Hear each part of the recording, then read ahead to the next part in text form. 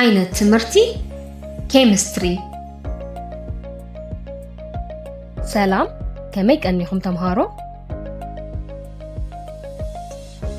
ሎሚ ብዛዕባ እኩል ጊዜ ከይተረድአና ንጥቀመሉ ንህይወትና ድማ ወሳኒ ዝኾነ ከባብያዊ ኬሚስትሪ ክንሪኢና።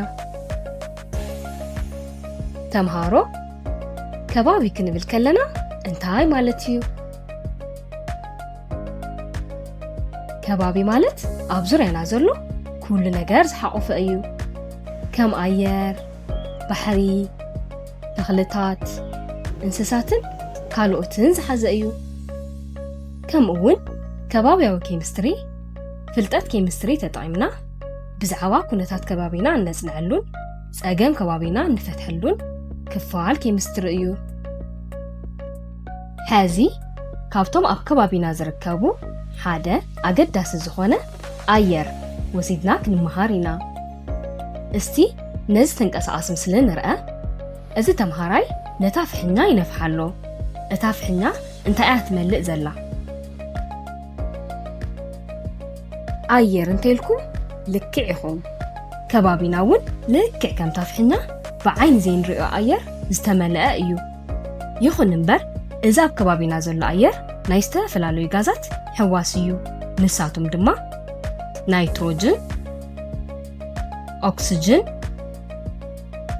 ኣርገን፣ ካርበን ዳይኦክሳይድን ካልኦት ውሕድ መጠን ዘለዎም ጋዛትን እዮም።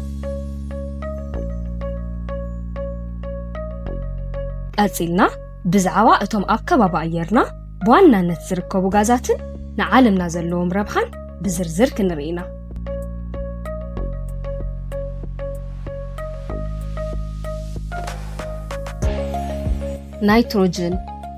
ናይትሮጅን ኣብ ኣየር ብበዝሒ ዝርከብ ጋዝ ኮይኑ ንነባር ዓለምና ድማ መሰረታዊ ባእታ እዩ።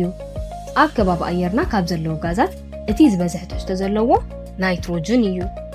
ብምእታዊ እንትግለጽ ድማ 78 ሚእታዊ ይኸውን። ናይትሮጅን ዘይንጡፍ ጋዝ እዩ ማለት ብቐሊሉ ምስ ካልኦት ባእታታት ኣይተሓዋወስን። እዚ ድማ ናይቲ ኣብ ኣየር ዘሎ ኦክስጅን ጽልዋ ብምንካይ ቅልጡፍ ምንዳድ ነገራት ይከላኸል እዩ።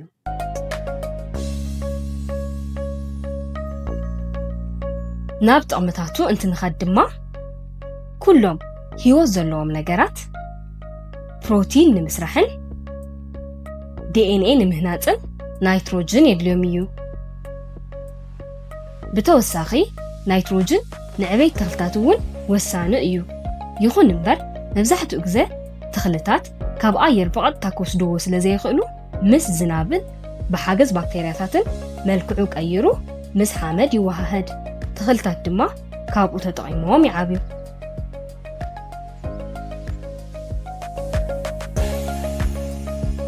ቀፂልና ንሪኦ ድማ ኦክስጅን እዩ። ኦክስጅን ንህይወትና ዝለዓለ ኣገዳስነት ዘለዎ ጋዝ እዩ። ኣብ ከባቢ ኣየርና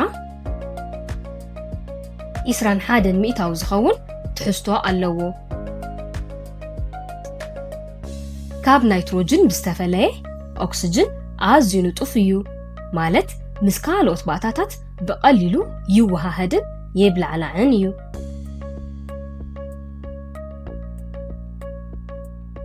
ኩሎም ምስትንፋስ ዘድልዮም ህይወት ዘለዎም ነገራት ሓይሊ ንምፍራይ ኦክስጅን የድልዮም እዩ። ብዘይ ኦክስጅን ህይወት ክቕጽል ኣይኽእልን። ኦክስጅን ብኸመይ ሓይሊ ንምፍራይ ከም ዘድልየና ንምርዳእ እታ ቀፂላ ትስዕብ ተንቀሳቓሲ ምስሊ ንርአ። እቲ ንውሽጢ ዝሰሓብናዮ ኦክስጅን ኣብ ሰውነትና ምስ ዘሎ ግሉኮዝ ብምብልዕላዕ ሓይሊ ይፈጥር። ብኡ ኣቢሉ እውን ካርበን ዳይኦክሳይድን ማይን ይለቅቕ። ስለዚ ኣብ ሰውነትና ዘሎ ግሉኮዝ ምስ ኦክስጅን ብምብልዕላዕ ካርበን ዳይኦክሳይድ ማይን ጉልበትን ዝህበና መስርሕ ህዋሳዊ ትንፈሳ ይበሃል። እዚ ብኬሚካላዊ ምዕሪት እንትግለጽ ከም ዝስዕብ ይኸውን።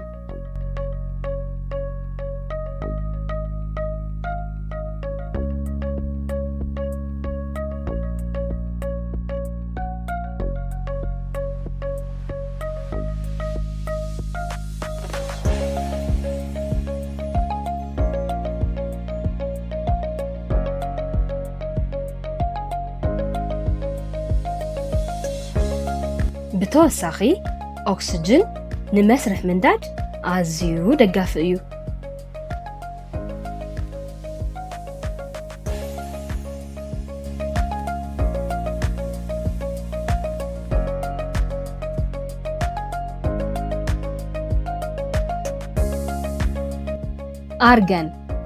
ኣርገን ድሕሪ ናይትሮጅንን ኦክስጅንን ኣብ ከባቢ ኣየርና ብበዝሒ ዝርከብ ሳልሳይ ጋዝ እዩ። ኣብ ኣየር ዘለዎ ትሕዝቶ ድማ 0.93 ሚእታዊ ይኸውን። ኣርገን ክቡር ጋዝ ተባሂሎም ካብ ዝጽውዑ ጋዛት ሓደ እዩ። ዘይንጡፍ ብምዃኑ ምስ ዝኾነ ባእታ ኣይወሃህድን። ኣርገን እውን ከምቶም ካልኦት ጋዛት ናይ ባዕሉ ዝህቦም ጥቕምታት ኣለዉ። ካብኣቶም እቲ ሓደ ኣብ ውሽጢ ተራ መብራህቲ ይጥቀሙሉ እዮም። እቲ ኣብ ውሽጢ ዘሎ ቀጢን ሓጺን ብሙቐት ተቓጺሉ ንከይጠፍእ ኣርገን ንዕኡ ሓብሒቡ ስለ ዝሕዞ ዕድመ እቲ መብራህቲ የናውሖ።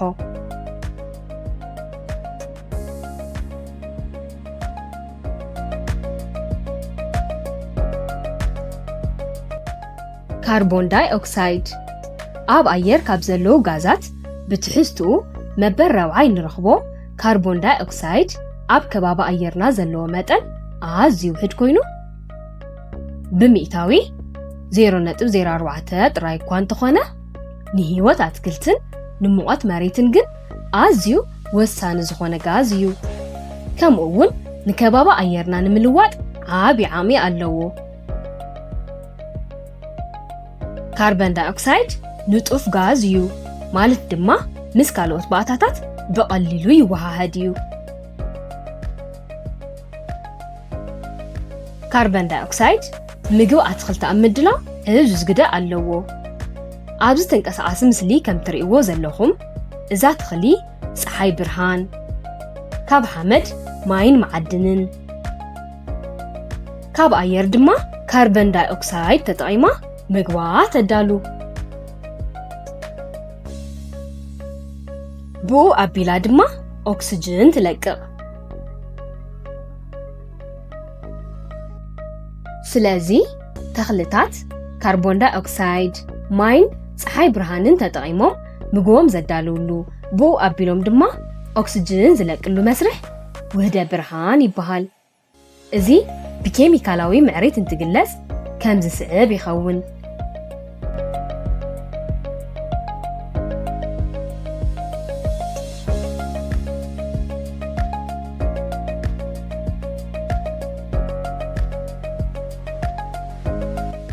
ብተወሳኺ ካርቦን ዳይኦክሳይድ ካብ መሬት ዝወፅእ ሙቐት ንላዕሊ ንኸይሃድም ሒዙ የትርፎ።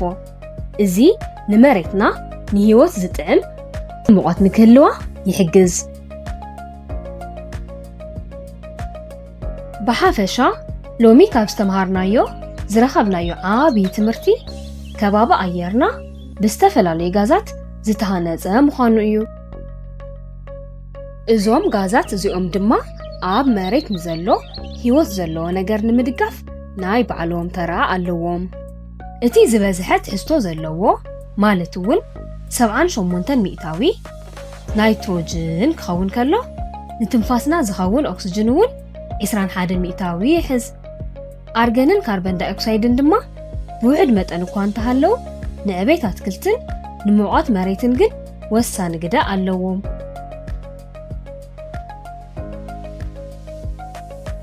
እዞም ጋዛት እዚኦም ብተፈጥሮ ተመጣጣኒ ዝኾነ መጠን ኣለዎም።